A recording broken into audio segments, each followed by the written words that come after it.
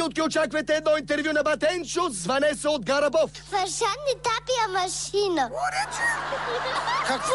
Фашонни тапия машина. Какво са фашонните тапи, ще разберем по-късно. А сега реклама!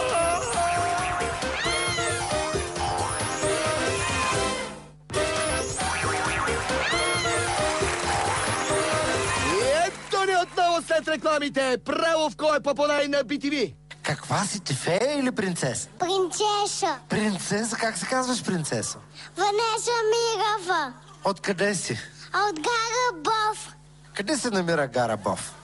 Ами дето пише там нещо, там се намира Гарабов. Където пише на гарата Гарабов, там е Гарабов. Да. А за Гарабов разбрахме. Кажи сега, какво работи мама? А мама? Фашонни тапи. Какво? Фашонни тапи.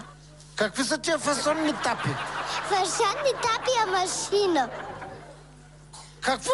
Фашонни тапия машина. Сини? Не бяй. Никога не съм виждал фасонни тапи. Какво представлява фасонната тапа? Ами едно кръгло нещо и две кръгли неща и прилича фашонна тапа. Ей, по-просто обяснение от това, здраве му кажи. Какво представлява фасонната тапа? Ами едно кръгло нещо и две кръгли неща и прилича фашонна тапа. Ей, заели се с тия фашонни тапи и той то. Ще дойда до Гарабов да ми покажеш. А, това било значи. Ходило му се до Гарабов. Добре. Ти разбра ли кой е фашонна тапа?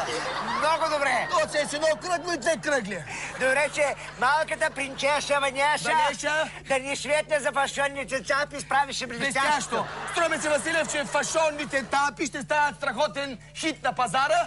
Викам да се царим за ексклюзивни представители на фашонни тапи. Ако бате Енчо не ни изпревари.